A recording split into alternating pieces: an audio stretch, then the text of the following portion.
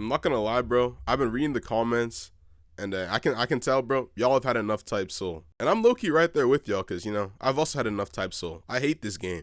And with Conquest somewhere in view at some point in the near future, I think it's time we lock back into Deepwoken, which is, the game that I love. So, like, comment, subscribe, because, 0% of you guys are subscribed, and, let's talk about this new boss fight. I'm not even gonna hold you, bro. Like, the bosses in Deepwoken right now, they all kind of suck. Not even mentioning that there's only one worth farming. The bosses just kind of exist. The way bosses are right now, you kind of just pick one to uncap your element and weapon, kill it, and then just never touch a different boss again, because it's how the game works. I could probably make a whole different video about how they should rework bosses to make them actually worth doing besides Maestro, but that's not what this video is about. Today, I'm gonna talk about a boss concept that I think could be really cool in Deepwoken. Before we get into the concept though, I want to shout out my friend Minimum, who made the concept. He does a lot of writing and stuff for games, and he's a super talented guy, so shout out Minimum. But that's enough of me glazing my friend. Let's talk about the Bounder King.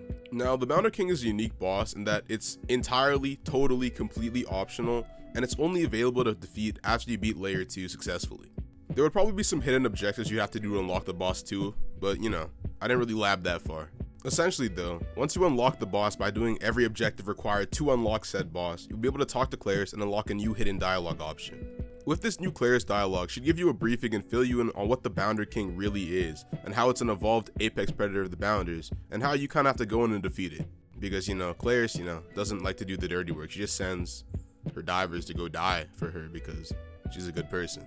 Then you would talk to Claris to begin layer 2, and you would proceed completely normally until you made it to the Bounder Nest, at which you would start to hear Claris sort of call out to you. She would tell you that something is interfering with her light hook, and that if you proceed literally any further, she wouldn't be able to save you or pull you out. At which you were then presented with two options. Your first option is, to leave because, mama, I like my life. I like being alive type shit, And your second option is, mama ain't raised no bitch, bro. I'm getting in there. I'm getting my loot.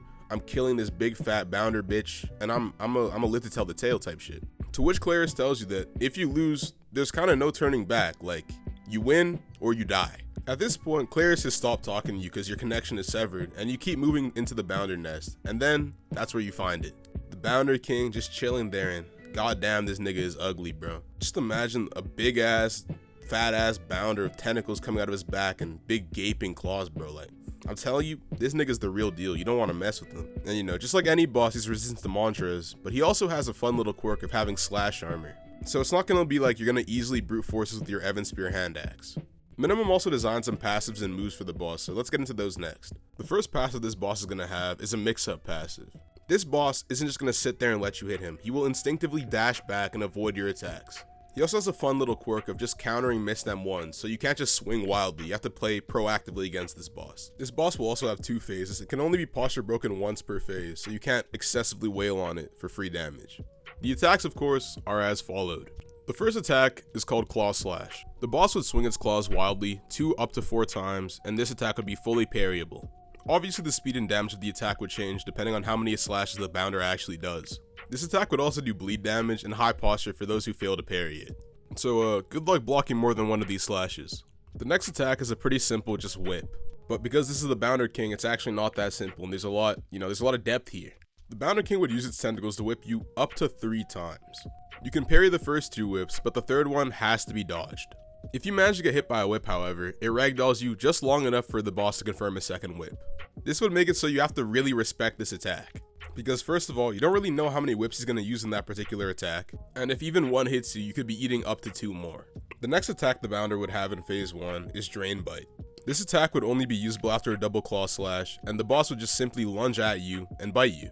This bite would do a flat 30% of your health as true damage instantly, as well as healing the boss for a considerable amount of HP. Just to really add some salt to the wound, some insult to injury. This attack would also only be dodgeable because how are you gonna parry that, bro? It's a giant monster biting you, bro. Like, you're not parrying that. The final attack that this boss would have in its first phase is called Blood Spit.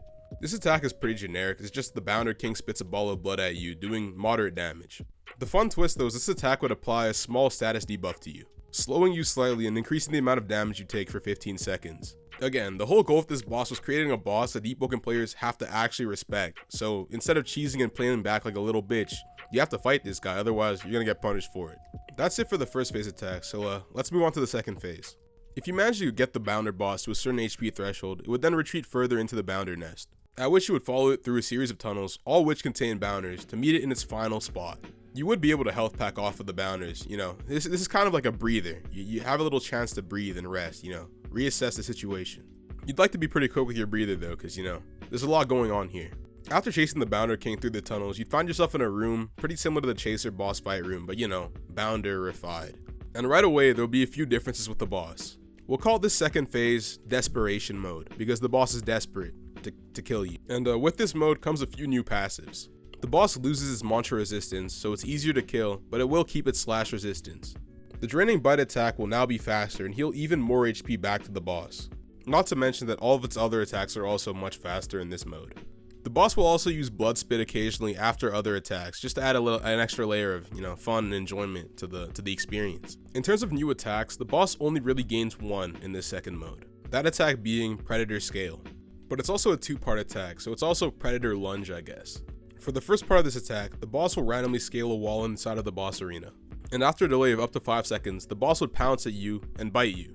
This attack would of course be dodgeable, but if you fail to dodge it, there'd be some pretty dire consequences. First off, it would do a fuck ton of damage. According to minimum, 50% more than a Corrupted Bonekeeper grab.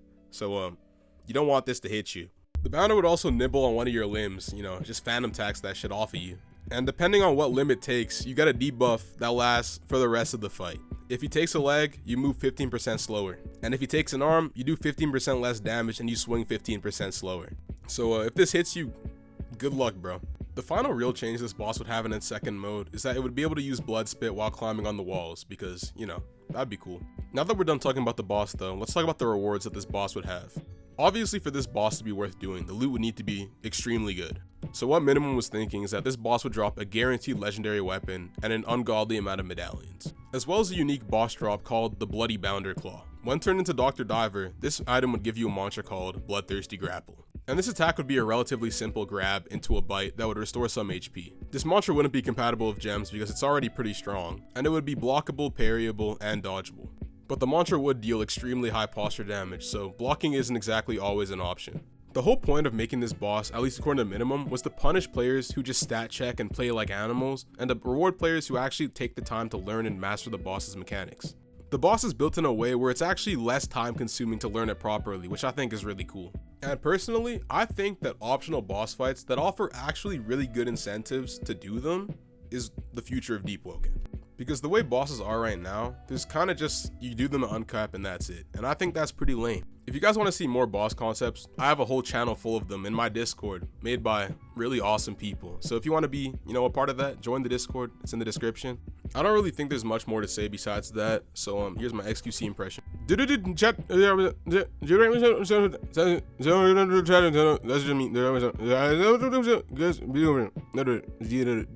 But I'm also Canadian, so it's fine. Goodbye.